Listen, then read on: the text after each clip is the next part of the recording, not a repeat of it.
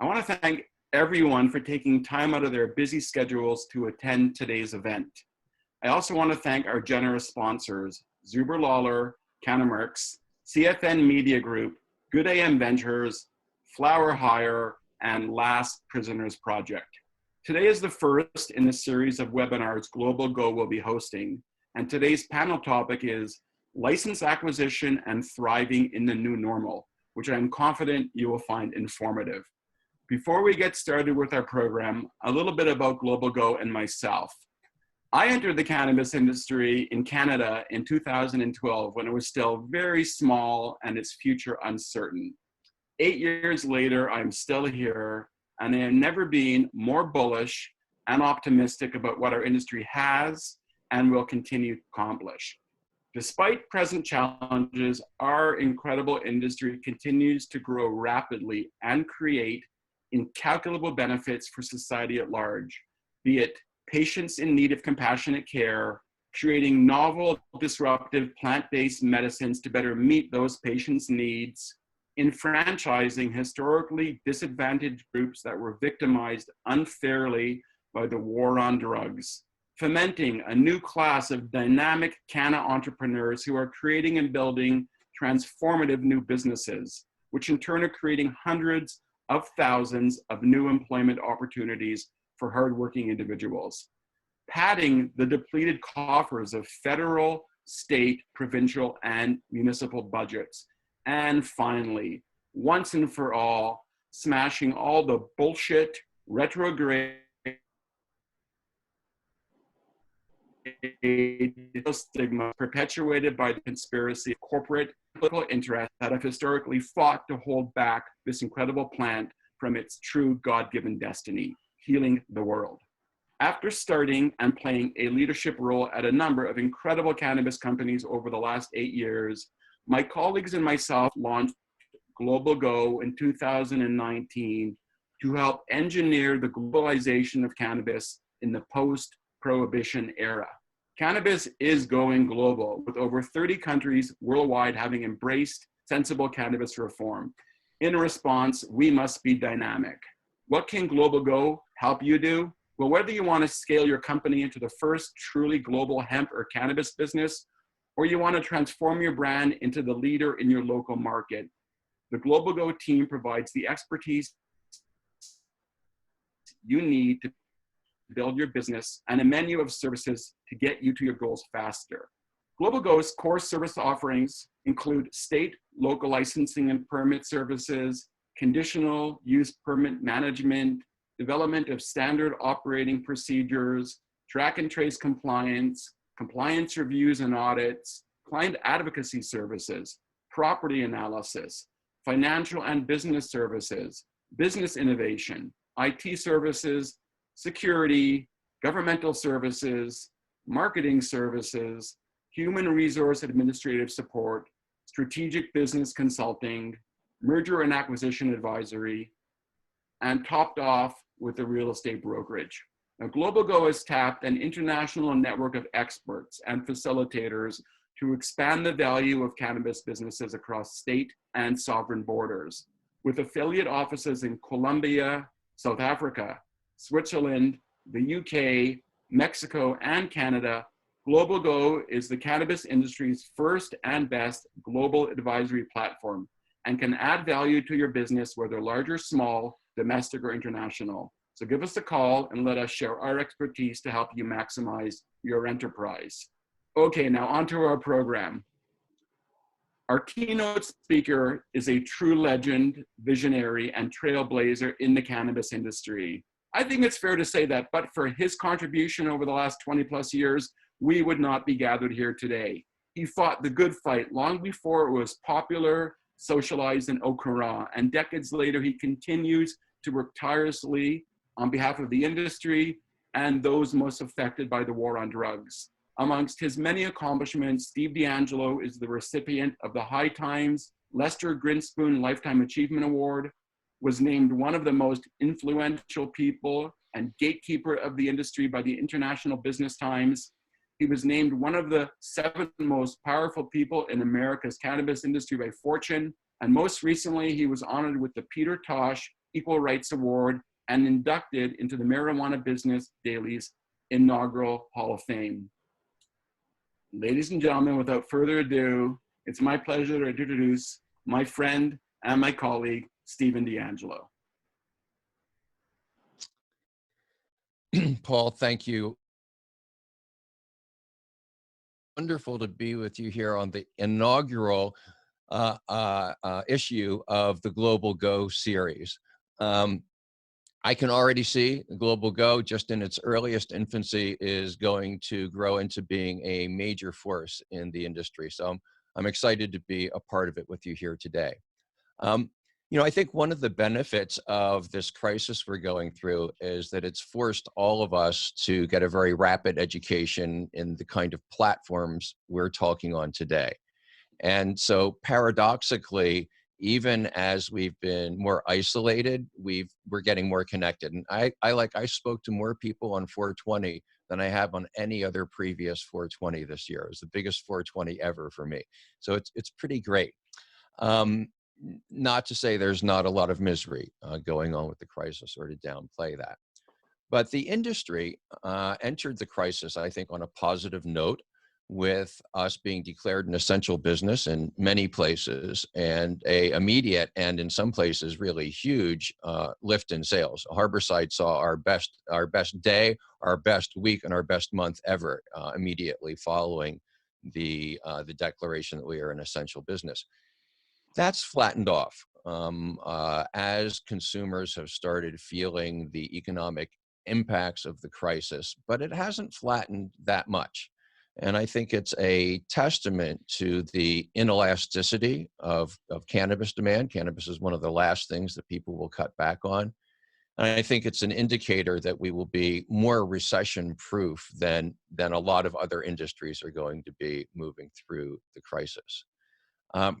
The essential designation is also really a testament to the wisdom and the hard work of pioneers like Jack Herer and Dennis Perrone, who worked very, very hard to recategorize, to recast cannabis from an intoxicant, from something you get high on, into a wellness product. And you know, just imagine where the industry would be today if that work hadn't been done, if we hadn't been declared an essential industry. We would be just dead in the water right now. So a testament there, and I think a validation. Much of the industry has just been trying to adapt to this, taking our mandate as a essential business seriously, working to keep the supply chain open and learning how to most effectively protect our clients and our staff and continue to do business at the same time. So I think that that's, you know, where a lot of the industry has been focused, rather forward-looking. I have also been spending a lot of time looking at the plight of our prisoners, 40,000 plus prisoners incarcerated on cannabis charges, whose already unjust sentences may well turn into a death sentence now. So I've just really begun to think about the future. What does this thing look like on the other side? And I have a few thoughts to share. One is that I think that trust and transparency are going to become far more important to consumers. You can already see some early indicators of this in the pizza commercial that's coming out on TV now, at least in the United States, where it's promising that the pizza will be delivered to you from a 450-degree oven with no human touch. And I think that's just an early indicator that people are going to want some transparency into their supply chains, and that companies who have an established reputation for trustworthiness are going to see a lift, and companies that don't already have an established reputation probably should think about things like the Clean Green or Sun and Moon certification, or maybe building online interfaces to give consumers insight into the supply chain or handling practices. I also think that that we're going to start seeing a shift in the kind of leadership that people are going to be respecting. I think that that leaders who embody leadership as service, who exhibit real concern for their constituents, who speak clearly and honestly, are going to have a lot more currency than leaders who disassemble, for leaders who aren't really concerned about all of the aspects of their constituencies. I think you see that going on right now in the contrast between Trump and Cuomo. And I think that it's something that leaders in our industry would do well to emulate. So it's really, you know, very early to start figuring out what the world looks like on the other side. But I think these are some of the themes that we can look towards. An increased desire for trust, for transparency, for leadership as service. And let me just close with one other thought. The temptation now in these times, with so much uncertainty, is to reach for a metric, something that will allow us to plan more effectively for the future. It's the way the human brain is constructed. We look for patterns to recognize so we can plan. But this may be a moment to sit more patiently with uncertainty. The danger is in adopting a metric that may not be an accurate metric before the situation is really resolved, before we really have less uncertainty than we do today. Fortunately, cannabis will help us with all of these things, with trust, with transparency, with viewing leadership as a service, and sitting a bit more patiently with the uncertainty that's just a part of our lives now. So all in all, I think that we are in a very good place relative to the rest of the world. And I look forward to taking a look at what's happened on the other side of the crisis here. And hopefully our performance will be as strong as I expect it to be.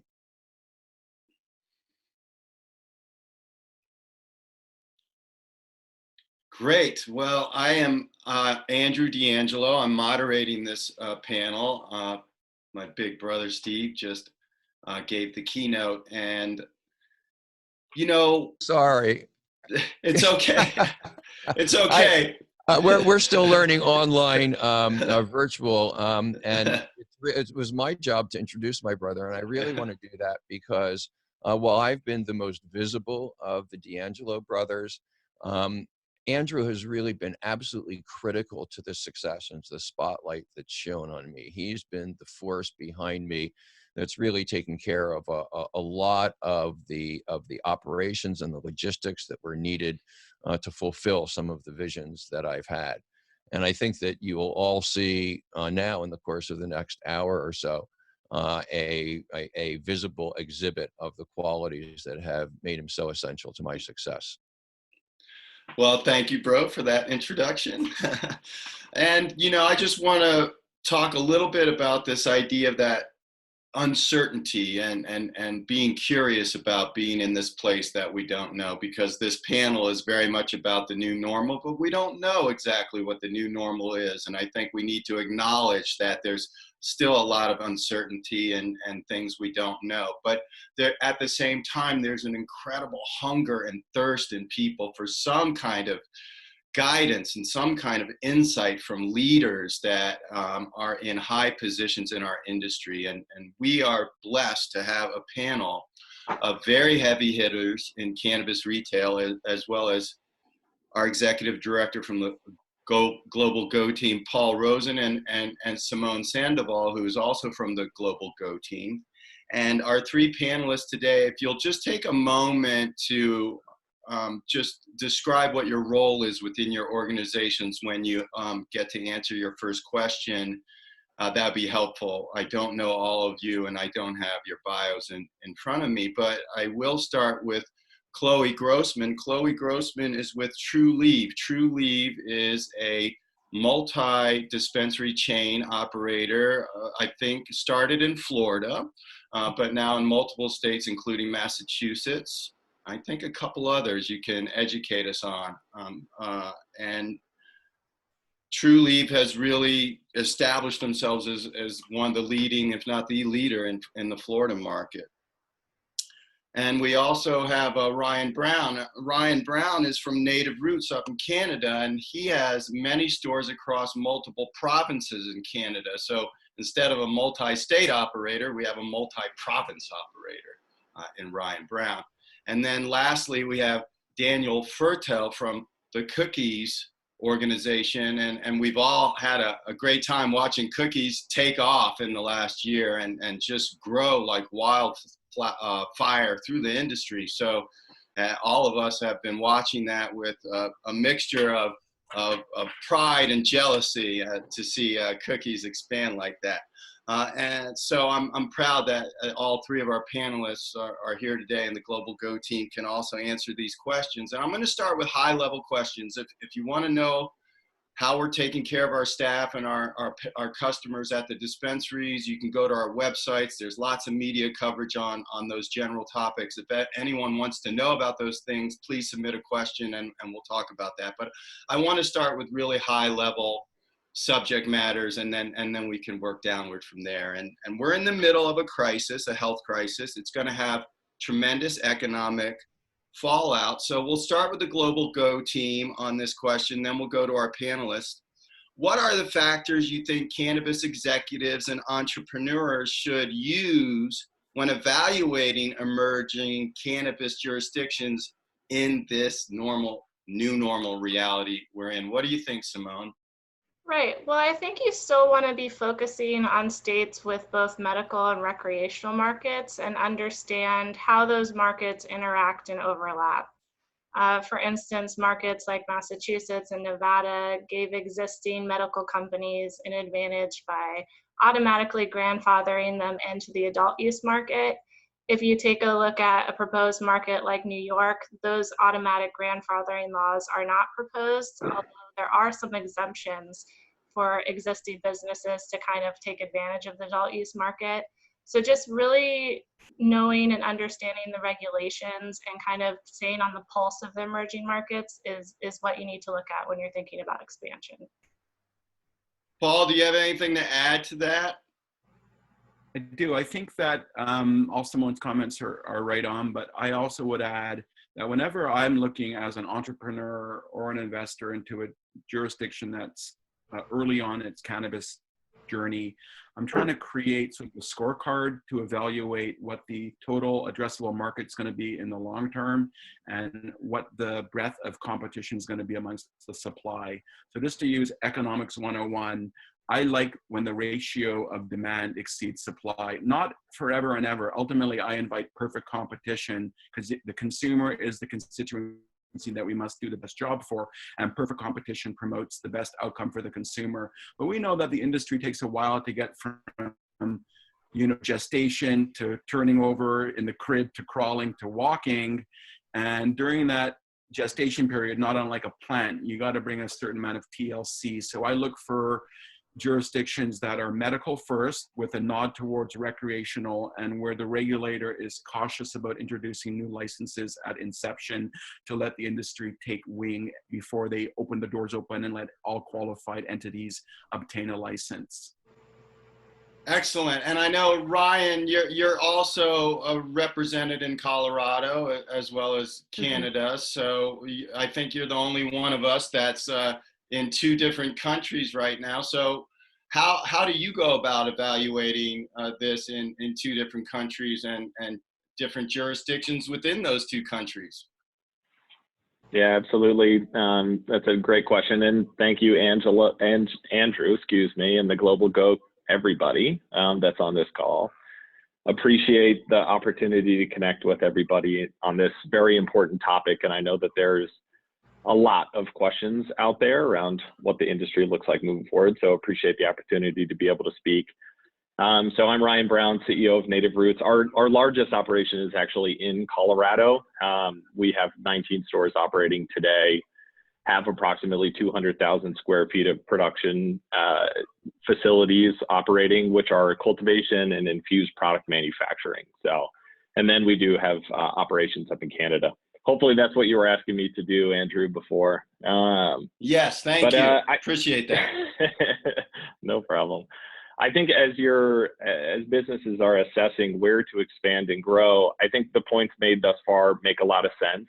In addition to assessing the potential addressable size of the market and what the regulatory pathway is looking like, I think understanding the political stability of a particular jurisdiction, state, or even local jurisdiction that's very important to that overall marketplace is something critical. If the politics in a particular community vacillates dramatically, and that vacillation has a significant impact on the ability to grow the market, to ultimately service the customers and patients that we know are in all of these communities, then that has, something that plays into our calculation. I think also too, every cannabis company, regardless of what type of company you are, has a consumer and a target that actually is really drawn to the brand, is drawn to what you do, and how you present yourself. And I think that there is, and we've seen this in history here, as cannabis companies have grown and ultimately maybe not been so successful in certain circumstances, there's opportunities for people to get drunk with the opportunity of expansion versus focusing on expansion that really enables them to fully flourish the core component of their brand and take it to a market where it's going to be successful. Thank you, Ryan. And Chloe, you're in a much different part of the country, and the state of Florida has a much different political and regulatory framework than Colorado or even Canada. I think we could all agree that Colorado probably has one of the more friendly political environments, but Florida, if you have one of the licenses and you've executed well, as Trulieve has done, what does it look like there in Florida and in some of the other states? And don't forget to give us a little background on your role at Trulieve too, Chloe. Sure thing. So hi, everybody. I'm Chloe Grossman. I'm the Director of Corporate Growth at Trulieve. So basically, that's just a fancy title, meaning that I lead our licensing efforts in new markets, as well as I pitch in on the mergers and acquisitions team. So I look at growth from a few different perspectives. Looking forward to emerging cannabis jurisdictions and how we're evaluating those right now. I think some of the critical things to look at are, what is the degree of economic impact of the coronavirus in this place? And what would the state gain by opening up opportunities to new cannabis businesses? So in other words, are they going to treat us like a valued partner, or are they going to treat us like a cash cow? Some ways to evaluate that, I think, are to look at things like taxes and market structure. And also one of the best things you can do is build political alliances early on so that you can get a good idea of what the actual objectives are. Beyond that, I would also look at anticipated regulatory hurdles and delays. More complex regulatory frameworks, like in Massachusetts, for example, are a lot more difficult to navigate than relatively simple markets. So I would look at, who is the regulatory authority, and especially, is it the Department of Health? Because they might be a bit overwhelmed at this time. What does the licensing process look like? What degree of local control do you have? Also, construction costs and timelines. That's a major pain point already for our industry. And I anticipate everything from, plan check to permitting to construction to take longer than it already does. Finally, I think, all of the typical factors that we would consider when evaluating a market opportunity before COVID-19 still apply. So for Trulieve, we basically have market characteristics and regional strategies that guide us. And we typically have data-driven decision-making when we go into any new market. And I really recommend that type of strategy. I think your point about avoiding or perhaps being more scrutinizing programs that are run by the Department of Public Health right now during the crisis is an excellent point that folks might overlook. It's so obvious, right? So thank you for that. And Daniel, with cookies, maybe please describe what you do for cookies, but also I know you guys are opening up new shops almost every week, every month, and you have a unique sort of model in terms of the way in which you do that. And I'm wondering if you could describe that model a little bit and how that model might be impacted by COVID-19 and what you're doing to adapt, if anything. Sure, thank you. Yeah, my name is Daniel Firtel. Thanks globalgo for putting this together, and appreciate everyone on the panel. I am a retail partner at Cookies. I help oversee the national retail expansion, store development. For us, we've got kind of a long-term approach, and so COVID hasn't changed a whole lot for us. You know, we've got target markets ranging all across the country that we've set out that we want to expand into, and so it's really where the opportunities are in those markets, whether that's organic licensing, doing joint ventures with people that already have licenses, converting existing shops, or buying licenses right out. So our strategy hasn't changed a whole lot. We've pulled back from a couple markets that have been impacted heavily, maybe tourist markets, but for the most part, it's really business as usual, and we're trying to be in all the major markets and really following where we have production in those states, because obviously without production we can't supply our stores. And so really kind of following where the company is making those relationships on the production side has dictates the urgency to get retail in a certain state. You mentioned tourist markets. Does Cookies have operations in Nevada yet? We will soon. We've got production going there, and so our products will be hitting shelves on a wholesale basis. And it is a market, it's probably the only market we've pulled back a little bit of efforts on the retail side. However, long term, we love Las Vegas and want to be there. But short term, we feel there's probably going to be some more pain in that market, especially on the license valuation side, where valuations have been very high in that market in particular. So we can be a little bit more patient and kind of wait for those things to come down and get the right opportunities out there. Right. Good. And is anyone going after new licenses on the panel right now, or are you mainly focusing on acquiring or purchasing existing licenses, or maybe doing joint ventures? Is anyone actually applying right now? Not necessarily applying, but preparing to apply.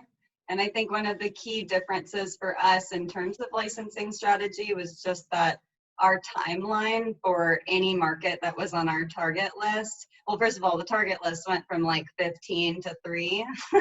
So that was a bit of a rough time there for a minute. But we're taking a longer term approach. A lot of the states that are going to be coming online are either need to pass legislation or have passed legislation and haven't developed regulations yet. So I think we've had to pivot in terms of how we allocate resources in a longer term situation. And what about the Global Go team? Simone, are you seeing basically jurisdictions stop with licensing and ordinances and sort of trying to get cannabis into their communities and just, whoa, I got to deal with the virus first and this stuff is sort of on the back burner, or is it still active right now? So we're kind of seeing a little bit of both, right? I think Illinois last week kind of halted those 75 dispensary licenses, citing, COVID related, issues, slower processing times. While on the other hand, local jurisdictions in California who banned cannabis are now opening up because they see the tax benefits and the job growth that can come with that. So I think it's a little bit of both. Trying to understand, each jurisdiction is going to respond a little bit differently, and just being on top of that. Do you see, Paul, do you see opportunities in perhaps the midterm? One of the things I've got my eyes on is, tax revenues are going to plummet. And when we saw tax revenues plummet in California during the last financial crisis, it motivated a lot of jurisdictions to open up for medical cannabis and to start passing ordinances. Do you see a similar pattern happening with this financial crisis, and that once tax revenues plummet, leaders in those communities might take a second look at cannabis and embrace it? Undoubtedly, I think that is exactly what's going to happen. It's not, it should be historically looking, one of the key points that created the momentum to end alcohol prohibition in the United States was the economic devastation of the Great Depression. And there was a giant underground economy that municipalities and local government desperately wanted to convert into a taxable economy. And I think in some ways, the analogs between what happened around the time of the end of Prohibition and what's happening right now between COVID and cannabis reform is quite opposite. So absolutely, to the degree that the US government and other governments around the world are spending a tremendous amount of money to stimulate the economy, to try to pull it out of the depths it's fallen into because of the disruption.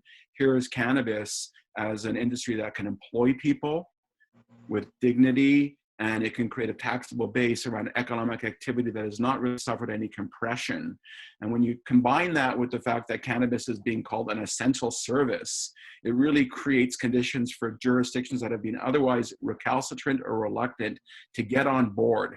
And my view is this is going to happen inevitably. So why delay? And if one of the few upsides of this terrible pandemic is that it will expedite the acceleration of sensible cannabis reform across America and really across all sovereign borders, well, at least that's a good thing for the economy, and it's a good thing for really, frankly, the planet and the people that populate this planet. Yeah, I think so that right. I do think there's going to be a reconsideration.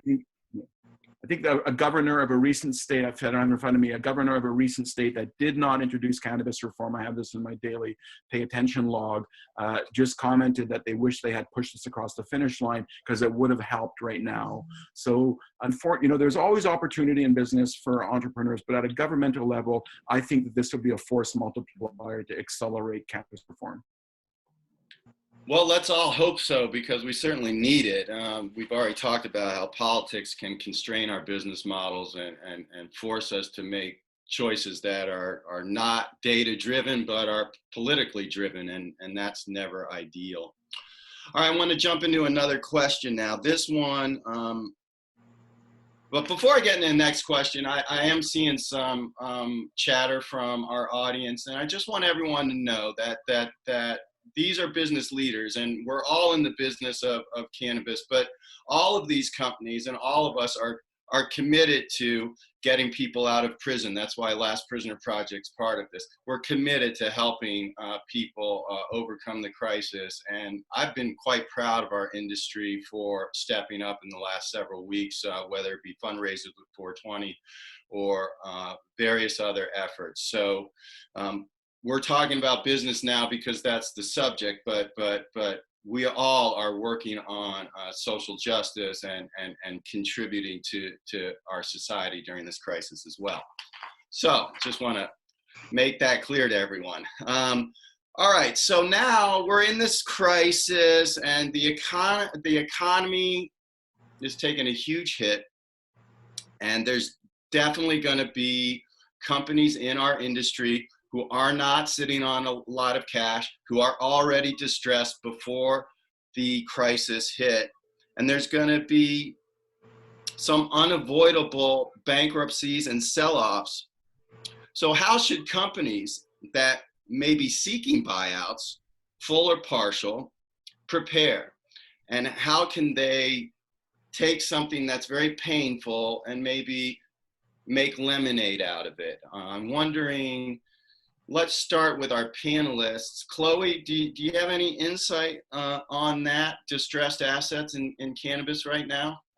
Sure thing. So, there's kind of two sets of advice. One is just advice for businesses that are looking to sell, in typical times. And, the 3 points I have for them are get an attorney who really has a great relationship with regulators and get a very, very clear understanding of what the hurdles will be, and also what the timeline will be, because sometimes it's so much longer than you would expect. Another one is, just good corporate housekeeping, make sure your affairs are in order and resolve litigation.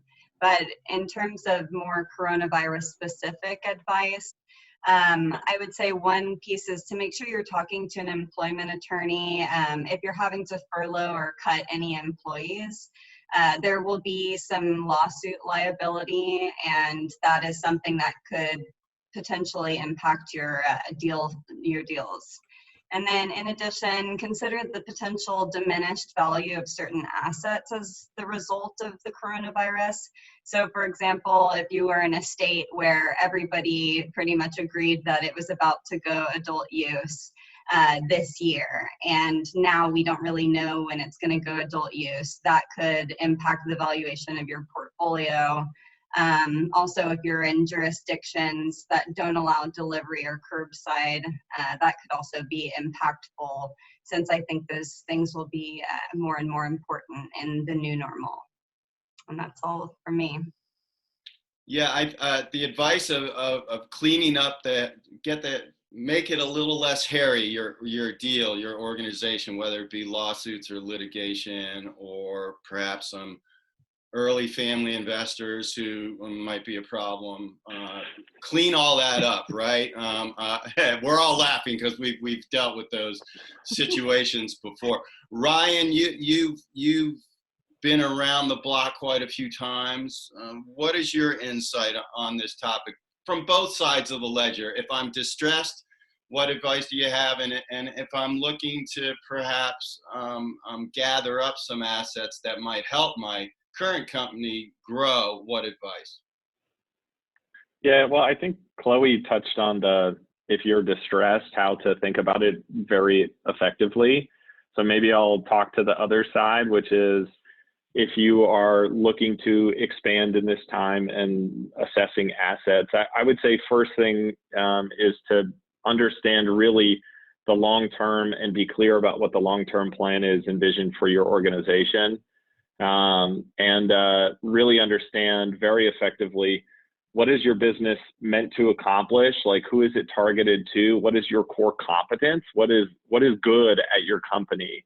And how can the work of assessing various business opportunities really add to that, and maybe not necessarily add massive complexity that makes it extremely difficult to be successful, to manage, especially in an environment where it's hard to manage the existing footprints you have. I'm sure for everybody, on the panel at this point, given that the regulatory environment shifts every day. And then also, as you're assessing different businesses, again, I would focus, especially if it's retail stuff, I would be focusing on what are the core fundamentals of what make good retail, and identify and prioritize looking for business targets that really meet those criteria first, and maybe not start with, this is just available, and so I should go chase everything that's available, versus what is the most important thing for me to be successful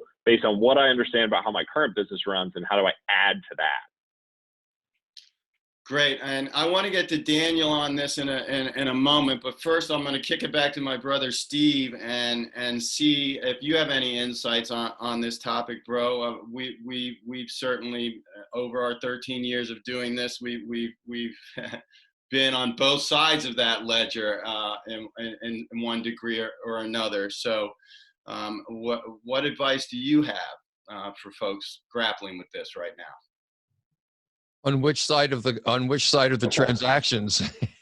Well, if you're distressed right now in California, there's going to be a lot of distressed people, right? Because there was a lot of distressed assets before the virus, and now there's the virus. So if you're distressed, what advice would you have? And then, you know, take a second to talk about if you're sitting on some dry powder, how do you choose the right opportunities? There's a lot of bright, shiny objects to get distracted with out there right now. Yeah, so let me take the first part, the second part first. And I agree with Ryan. I think that it's really important not to just take a look at the, you know, at the range of deals that are available out there and pick from them. I would advise people to have a very clear strategic plan that identifies, before you identify any kind of deal, identify the characteristics of the deal that you are looking for. And then just go out and shop for deals that meet that characteristic. One of the things that we found is that the due diligence process on anything is long and it's lengthy, and you need to filter the amount of deal flow that you really need to dig down on. And so having a very clear understanding of what your plan is and looking for the pieces that fit effectively into that plan, I think is better both from a long-term point of view, but it's also better just in terms of being able to sort through the deals effectively and dig down on them and do the due diligence that you need to do. For companies that are in a position of being acquired, I think that it's important to understand what the nature of the acquisition is and what the culture of the acquirer is. And just be very clear about that. You know, there are some acquisitions in which the founders and the original culture, sometimes the original brand of the company, is not as important to the buyers as the hard assets of the company are. And that can sometimes be very challenging from an emotional point of view when you have founders who have put years of their lives into building a brand, building a particular identity. The same thing, understanding in advance what you are getting into, I think is really important, and then you calibrate off of that. So if the deal is that, you know, that what you have built is mainly hard assets that are interesting the acquirer, then you're going to want to make sure that whatever you walk away from there is bigger, and that you feel adequately rewarded for the years of work that you've put in.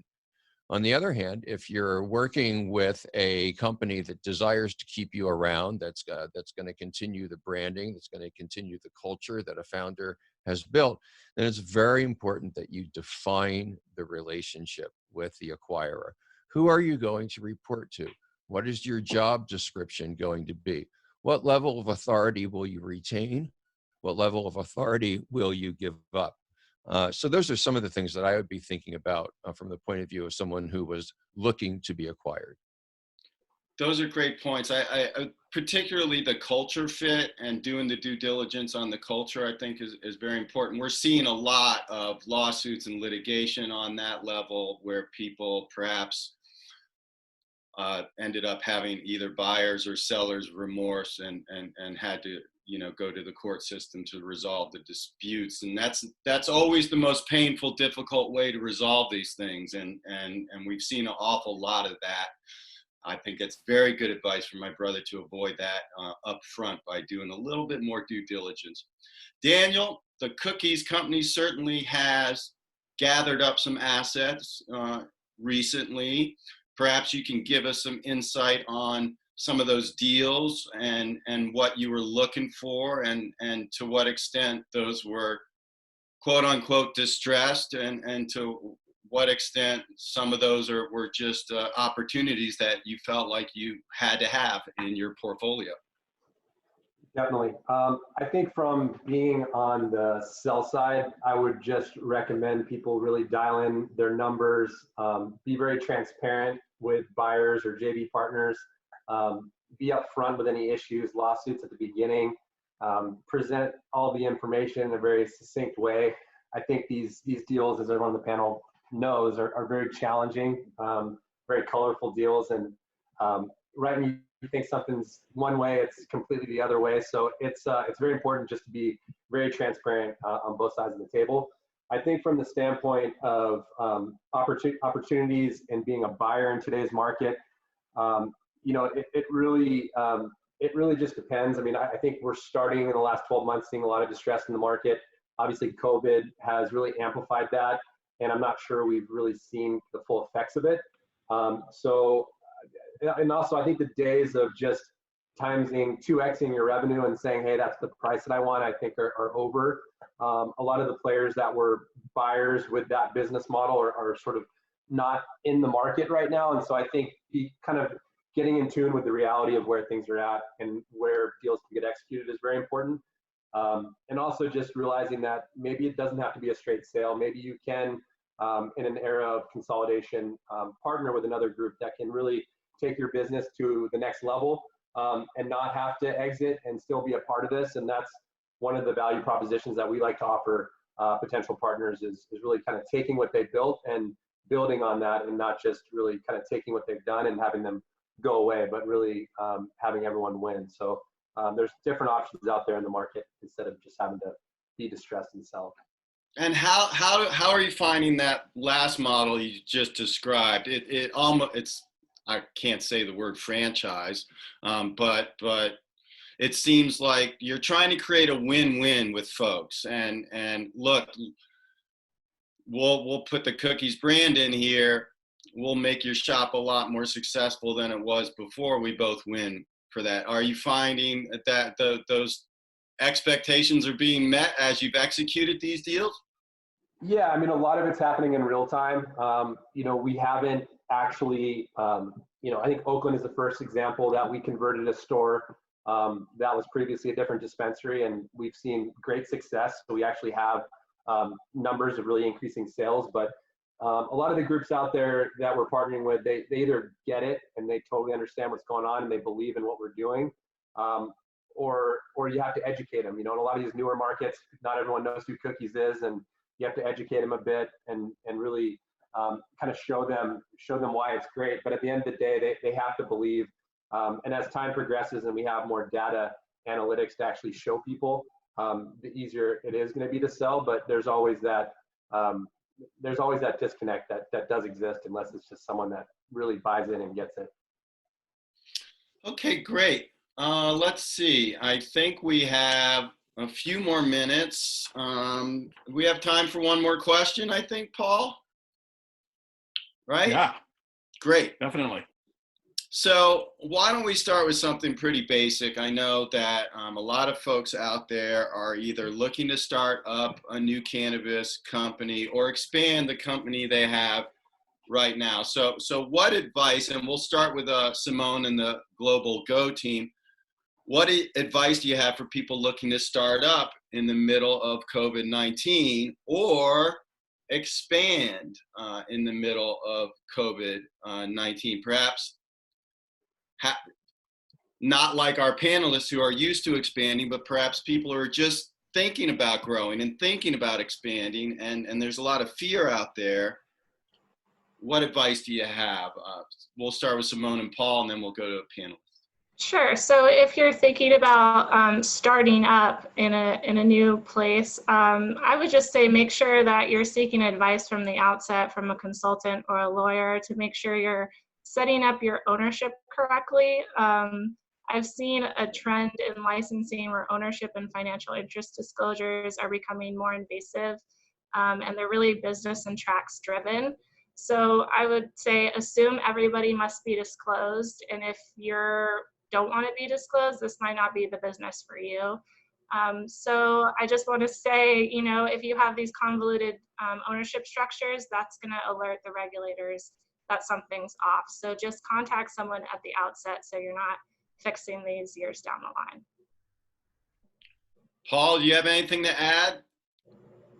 Definitely. There was a period of time where you could just start a cannabis company and the market was so sort of hysterically ambitious about the prospects of cannabis companies that all sorts of companies that had sort of abandoned core business fundamentals were beginning to achieve valuations that weren't durable, but in the short term induced more people to come into the industry. So we've actually had this incredible sort of entrepreneurial land rush over the last couple of years. And now we're seeing that the cannabis industry is like any other industry, and there are no shortcuts to success, and business fundamentals are going to have an outsized outcome on your own affairs. So I would encourage anyone that wants to come into the industry to please come in, because we thrive through our entrepreneurs making the sacrifice. We love entrepreneurs. They privatize risk and they socialize outcomes. But it's not easy at all, and COVID has in some ways made it quite a bit more challenging. So what I would do today, because I started my first company in 2012 when I couldn't look at best practices of other companies and adopt them. There were no other companies, quite frankly, and we were sort of, to use an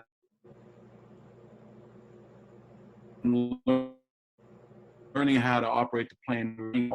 In 2020, we can start to evaluate the performance of companies that have been at this for several years and start to create sort of a scorecard to identify why it is that, for example, a Cookies or Trulieve or Native Roots have done so well, where other companies fighting for market share in the same lanes have not. And you could start to work alongside perhaps a consultant to make sure that your knowledge base is high, to figure out what are the best practices that have allowed these companies to separate themselves from the pack and not only endure, but prosper in all economic conditions, even COVID right now. And so I will just say that, you know, gravity, and nature abhors a vacuum. Gravity always forces things back to earth, and business fundamentals will determine the success or failure of your company. So if you have not a track record in operating businesses, seek advice in cannabis or without to improve your own business fundamental skills. And then I would say, you know, be cautious as you enter the industry. There's not any reason to go whole hog overnight. Experiment with strategies. When they're validated, double down on them. If they're not validated, to make the necessary course corrections to make sure that you have a durable business. So for example, if you want to be a dispensary operator, don't start with 5 locations. Try to start with 1 location in an area that you can afford the lease and build your methodology from that. And if you do that, expansion will always be on the horizon. Good points. And that's a nice kick over to Ryan. Ryan, maybe you could share a story of going from 1 shop to 2, 3, 4, or 5 shops, and how that process worked for you. Not with COVID-19, but just the normal anxieties, and just tell that story since you were one of the first to do that. Yeah, for sure. So starting with a single shop, actually, Native Roots started as 2 independent shops, one in downtown Boulder, for those that are familiar with Colorado, and then one in downtown Denver. And those 2 partners actually came together and realized that their collective skill and capabilities and desires were quite well aligned. So it took a while to marry 2 independent businesses that have, you know, differing philosophies, maybe complementary. In Colorado at that time, early days, without going too long-winded, the regulatory environment was just changing every day, kind of like it is today. It was, fire had new restrictions, electrical inspections started to look different. The Marijuana Enforcement Division changed how it was going to regulate the industry, and that happened all the time. So I think what enabled the company to go from 2 shops that were trying to become, you know, a part of a whole and growing to the next 2nd, 3rd, 4th, and 5th was really the team coming together, sitting down and focusing on, let's just make sure we've got it working well here. We have the ability to not just barely get by with the regulatory flux and the change to the consumer, but we're operating well with that flux. And then let's go ahead and take the next couple of steps to say, you know, let's add store number 3 now. Now that we've really kind of nailed it and we have capacity to be able to go above and beyond what our current existing portfolio is. And that just kind of kept happening. We would then add the 4th store and get the capacity right. And during that process, it's always a process of understanding what does the organization need at that time, and how do you change and evolve it to meet the dynamic needs of the business, which grow over time.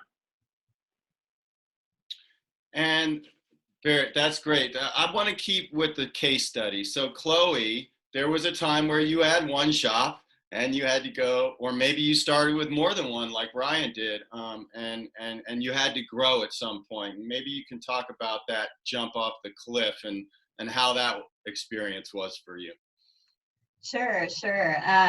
So Florida was a little bit of an odd market because there was a cap on the number of dispensaries, and that's been increased and increased over time. So that has kind of controlled the growth strategy in a lot of ways.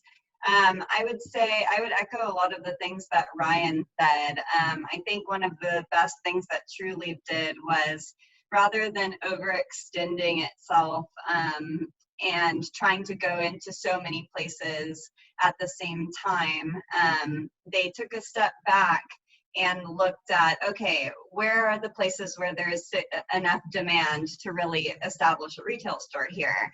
Do we have enough production to supply that retail store? Okay, then those are our most two basic characteristics for setting up a new store. Also, in terms of our multi-state strategy, a lot of businesses, like I said, tried to go into too many places at once and are now having to divest some of those assets. So I think, you know, really getting your business model down pat and making sure that you're running an efficient and profitable business before you start to set your eyes on that next prize is really critical. And in this new normal, I think that capital will be especially important. Any new business that wants to enter the cannabis market, I think should really take a hard look at whether they have enough capital to weather the storm, because it's already really difficult and it's going to get more difficult in the wake of this coronavirus crisis. So although I'd love to say you should be optimistic, I think it can serve you well to be realistic or maybe a touch on the pessimistic side when going into cannabis markets at this point. I think that's great advice, particularly the capital's needs and making sure you have that, because there's nothing more painful than running out of cash and not having capital. The capital markets, there's not a whole lot available right now in cannabis or right now. So very good advice. And then don't grow for the sake of growth, you know, to have something else there. We've seen a lot of blood on the tracks for folks that just grew for the sake of growth. Daniel, I'd like to hear the story of Cookies, because Cookies did not start off as a retail company, but now one could argue retail is one of the strongest parts of Cookies right now. Yeah, so I think we kind of took it in reverse.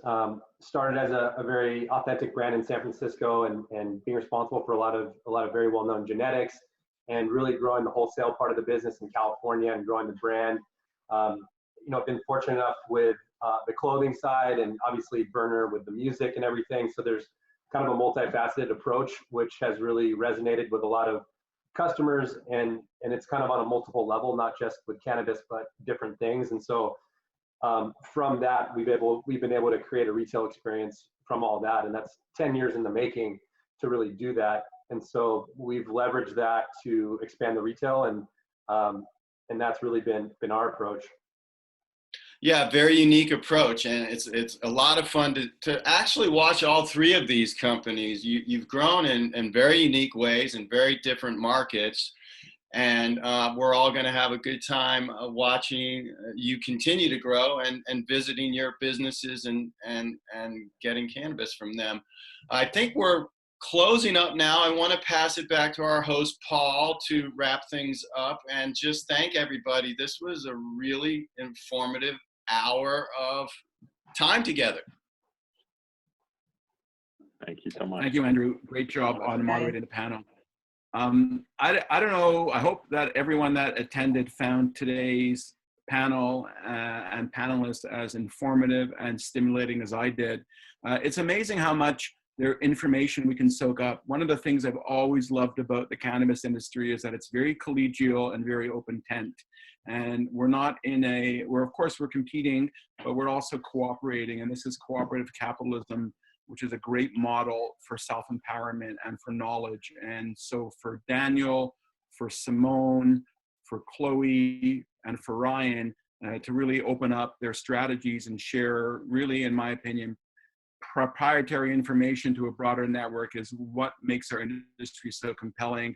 I'm incredibly grateful for the contribution of today's panelists. I want to thank Stephen and Andrew, the dynamic duo DeAngelo brothers, who add so much value and character and color to our industry. And it should be noted that amongst our sponsors, who I'm grateful for all of their contribution, I do want to highlight Last Prisoners Project, doing the really important work for our industry. It's great that we can celebrate today, but let's not forget that there are people serving prison sentences in currently very dangerous conditions for doing what we're doing, the same thing that we're celebrating today. And Last Prisoners Project is doing the most important work in the industry to try to bring social justice to individuals and communities that are being most negatively affected by the war on drugs. And we're grateful for their contribution to the industry. And it's a guiding light as to how ethical we need to be as we continue to operate our businesses. This concept of people, planet, and profits is talked about a lot, but our industry has to embrace the people and the planet alongside the profits. So I want to commend Stephen and his colleagues at LPP for the incredible advocacy they've done. And finally, I want to thank the audience today that took time out of their busy day to share some time with this Global Go webinar. I'm looking forward to our next opportunity to gather in a month. And I'm sure, like everybody else, I'm looking forward to the opportunity to gather in person once we get through the hardship of COVID. I will say that our industry, though, has shown tremendous tenacity and gumption in the face of COVID. And I think we are just an undeniable industry, and not even a global pandemic is going to stop the momentum that our industry has established. And in some sense, I've never been so impressed by the commitment of so many individuals that are simply not going to let the hardship that we're all facing right now stand in their way. So thank you to everybody, panelists, sponsors, and attendees. We're so grateful for all your contributions, and we look forward to seeing you again soon. Thank you. Thanks, guys. Thanks so much.